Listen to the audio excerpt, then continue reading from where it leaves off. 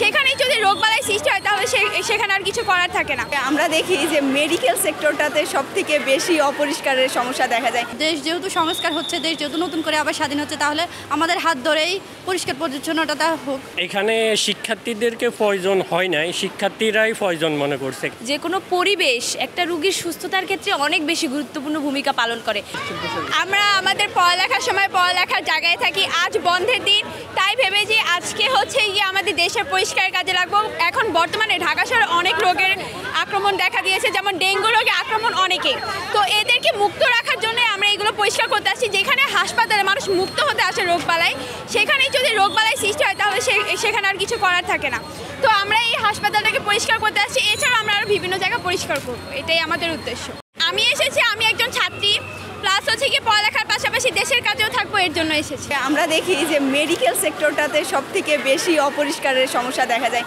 Patient party দোষ দেয় যে মেডিকেল অপরিষ্কার থাকে, আর মেডিকেল যারা সার্ভিসার আছে তারা আসলে বলে যে আসলে পেশেন্ট পার্টি ময়লাগুলা করে। আসলে সমস্যা সেখানে না ময়লা কিভাবে হচ্ছে, কিন্তু ময়লার কারণে আমাদের সমস্যাটা কি হচ্ছে, সমস্যা আসলে এখানে। আমাদের মূল সমস্যা হচ্ছে আমাদের এই যে ডেঙ্গুর সম্ভাবনা, যে এটা মহামারী আকারে ধারণ করছে এই ব্যাপারটা, আমাদের বিভিন্ন ইনফেকশনের সমস্যা, অ্যালার্জিজনিত সমস্যা, এই বিভিন্ন সমস্যাগুলো, হাঁচি কাশি অ্যাজমা, এগুলো কিন্তু ময়লার কারণে সবথেকে বেশি হয়। তো আমরা চাই এই বিষয়টা দূরীভূত করতে। আর এই জায়গা থেকে আমি বলতে চাই, যেহেতু আমি একজন মিডওয়াইফারি স্টুডেন্ট, আমি কিন্তু রানিং ডিউটি করছি ঢাকা মেডিকেলে। তো সেই ক্ষেত্রে আমি বলতে চাই যে পেশেন্ট পার্টি কী করে, পেশেন্ট পার্টি আসার পরে তারা মনে করে আমি এখানে 2 দিন কিংবা 3 দিনের জন্য আসছি, তারা যেখানে সেখানে ময়লার টুকরাটা ফেলে দেয়। কিন্তু আপনি কিন্তু মেডিকেলের ভেতরে যে একটা নিডল, সিরিঞ্জ বা এরকম কোনো ময়লা সহজে চোখে দেখবেন না, যদি পড়ে তাহলে এটা ভুলবশত। রুগীদের যেমন ভিতরেরটাও, ইনডোরটাও যেমন পরিষ্কার থাকা উচিত, তেমনি আউটডোরটাও পরিষ্কার থাকা হলে তাহলে একজন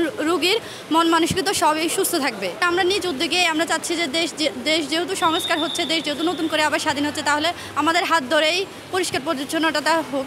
তাহলে আমরাই যেন দেশের একজন সচেতন নাগরিক হিসেবে আমরাই যাতে বাহিরেরটাও পরিষ্কার করতে পারি এবং হসপিটালের ভিতরেও যাতে পরিষ্কার রাখতে পারি।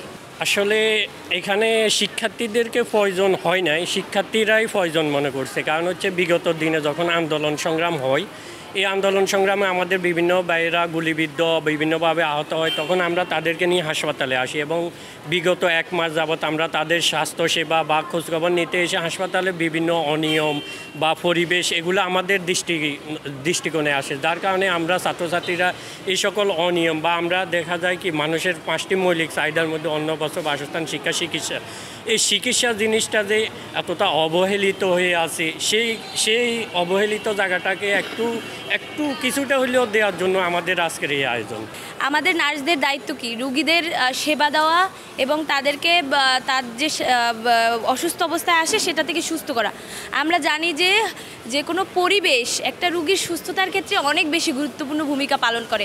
তো সেক্ষেত্রে হাসপাতালে সেবা দেওয়ার পাশাপাশি আমাদের ছাত্রদের উদ্যোগে আমরা পরিবেশটাকে পরিষ্কার পরিচ্ছন্ন রাখতে চাই।